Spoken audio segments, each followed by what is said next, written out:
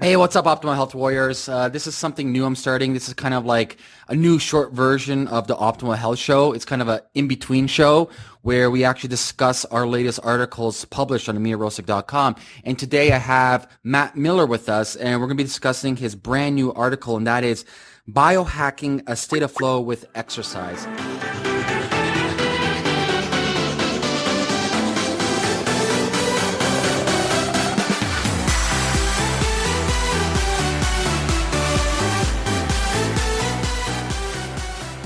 Hey Matt, how you doing? I'm doing great. Great to be here. Cool. So let's run through it, man. Like this whole idea of biohacking a state of flow with exercise. Please explain. Yeah, so the idea is this state of flow that I've been reading about in a book by Stephen Kotler called The Rise of Superman. Highly recommend it. And so the basic idea is that a lot of extreme athletes have been tapping into this almost altered state of consciousness to improve their performance in these very risky, adventurous activities. And so this book, dives into a lot of the new science behind this state of consciousness in order to help normal folks like us achieve this state without having to risk life and limb. And so the beauty of this state is that, number one, in itself is very, very rewarding. It's one of the most, pleasurable experiences you can have when you are in the zone. But also there's a lot of residual effects in terms of creativity. You reach a lot of mental insights when you're in this state. Some of the happiest people on earth are those who are tapping into the flow state on a regular basis. So the benefits mentally are incredible of being able to tap into this state of consciousness. And the idea is, in this article, what I want to do is show normal folks who are just doing maybe normal physical activities and exercising pretty regularly, how they can maybe change their approach and maybe engage in some new activities so that they can tap into this state. So run through us exactly what you wrote down and what's it about. Okay, so some of the biggest benefits of the flow state, it began long ago, probably over 100 years ago when, William James was writing about, mystical experiences. And then Maslow, the psychologist, was talking about peak experiences. And so the newest way of talking about these sorts of experiences in terms of the flow state that Mihai Csikszentmihalyi has wrote about in his books on flow. And so what is happening in this state of consciousness is that you're just in the zone. Time warps, it slows down or speeds up. Your decisions unfold effortlessly. You're basically performing better than you ever believed possible. And you kind of lose sense of self. You become one with your activity. You're in the zone. And I think this is a very valuable state of consciousness to tap into because a lot of us are very stressed out in our daily lives. And we think of physical activity as just one extra thing that we need to squeeze into our busy day. It's like I said, it's a task or it's a chore. And so realizing that we can actually tap into this very valuable state of consciousness that, energizes us, boosts our creativity and happiness, realizing that we can actually tap into that in our exercise, I think is a really important piece of information that needs to get out to the masses who are probably struggling to squeeze in physical activity into their daily lives. So how can we tap into it? Like, say I'm a busy person, as I'm an entrepreneur, I'm traveling a lot, I don't have a lot of time. What types of exercise can I do to biohack my state of flow? Okay, one important thing to do is do things that are proprioceptively demanding. Preferably in the beginning of your workout to kind of prime your brain into this state that's very conducive to flow. So for example, what I mean by proprioceptively demanding is that it does require a lot of sensory motor control. You might be working on some complicated lift, Olympic weightlifting or the Turkish Get-Ups, something that demands your focus on your body. And so once you kind of get really in tune with your body, that's when you start forgetting about all the life stressors. Your inner critic kind of shuts up, and then you get really calm and focused on your movement. And so starting out your workout in that way, and then maybe going for a run or a walk or a jog or a hike, you're priming your brain to be ready to enter that state of consciousness. So would you then recommend doing more compound movements? Like you just mentioned some Turkish get-ups. Like, are there any types of exercises that you would promote over other ones? So let's kind of list some few. So you already mentioned Turkish get-ups. Is there any other ones? Turkish get-ups, I would say if you are working on Olympic weightlifting, such as the snatch or the clean and jerk, a really good idea would be to get a piece of PVC pipe maybe and just work on your technique for 5 to 10 minutes. Really focus. Make sure you're not pushing it too hard and you're breathing deeply into your nose and out of your nose.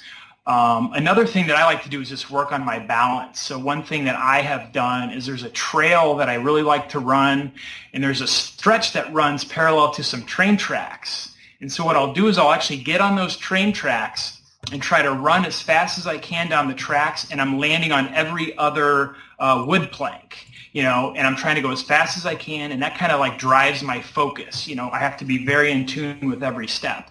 And then what I'll do is I'll immediately jump onto the rail and try to balance for as long as I can. I'll kind of do this for close to, a mile. And then I'll get back on the trails where it's kind of complicated. You have to watch your steps so you don't trip over rocks and roots, and you're still focused. And then by that time, I am hitting some pretty serious flow states. I feel like I'm going faster than I would imagine I can go, but I am basically, every step is perfect. I'm planning out like 5, 6, 7 steps ahead of time, and it just feels effortlessly. So I think priming your brain with these sorts of balancing, technique-heavy movements before you go on your run or whatever it is, your activity that you're into, is really going to help you get into that state during exercise. How often do you think one should do this? That's a good question. I think I would like to tap into the state every day if I could, but I know not. But I know not everybody can. I think it's tough you can't just leave work on lunch, hit up the regular Globo gym, and do your regular workout and be able to tap into the state. I think, as I mentioned in the article, a lot of this is going to be based on your lifestyle outside of exercise. Because if your default mode of living is distracted and scatterbrained and you're not focused, you're not going to be able to tap into this state very easily if you're just devoting a half hour to an hour a day on exercise. So I think building a lifestyle that is conducive to priming your brain for this state is going to be very helpful. But I personally try to at least a couple times a week.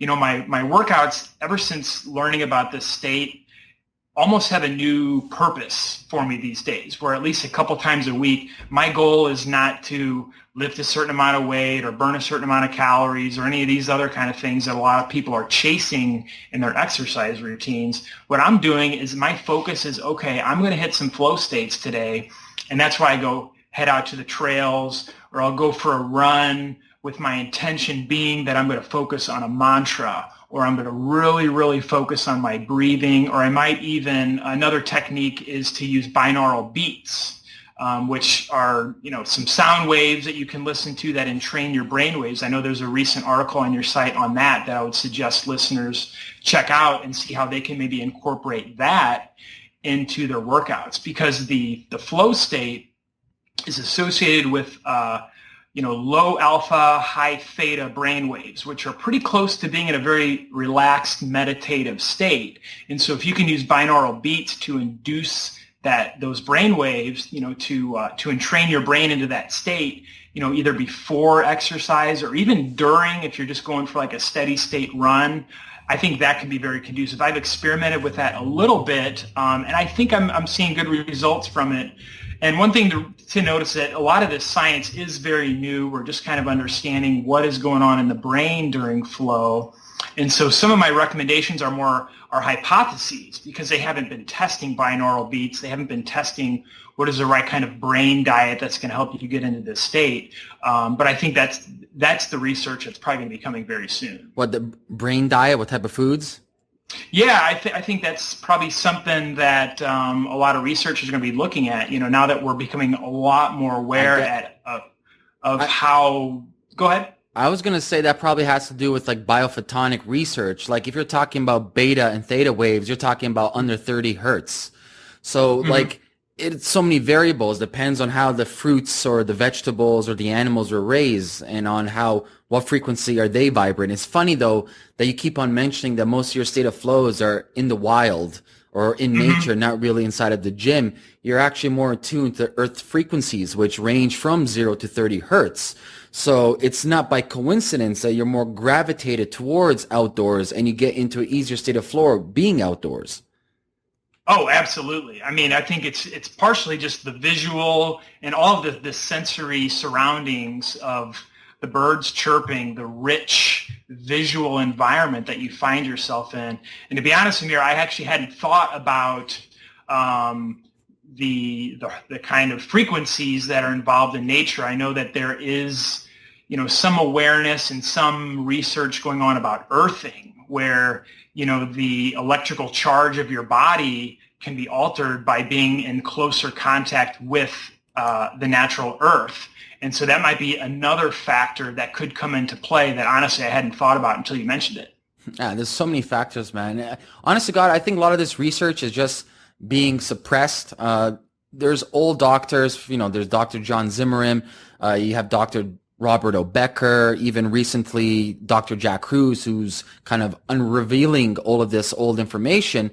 And the bottom line is to kind of keep things simple. The ancients had it right. Like the whole yin and yang, if you break it down into like quantum mechanics and quantum physics, you're talking about, for example, the Schumann resonancy as a yang, for example, and maybe the yin can be the Earth's geomagnetic field. And they work in harmony. And if you disconnect one from another, there's not full circle. And it's funny because even philosophers and people who study storytelling, such as Joseph Campbell, he talks about hero's journey. He talks about cycles in life. And it's all about having a connection in one big cycle, and it continues forever, like fractal theories. And the more we can actually get into connected with the earth. Sorry about the cell phone, guys. My rookie mistake.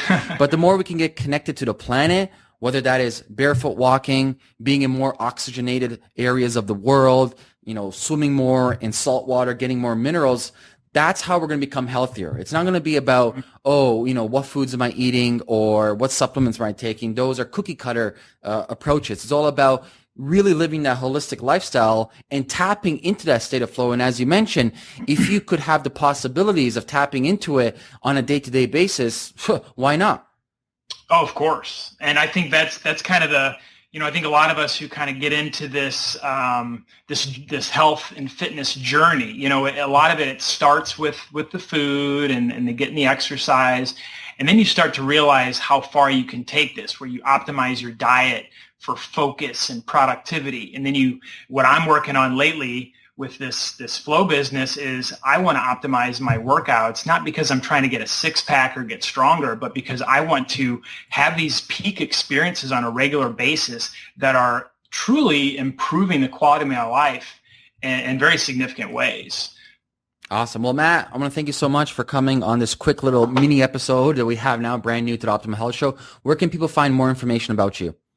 People can find me, I'm periodically writing for AmeerRosic.com, but I also have my own site, matt-miller.org. It's a site called Mind Movements, and my focus is on the connection between the mind and the body.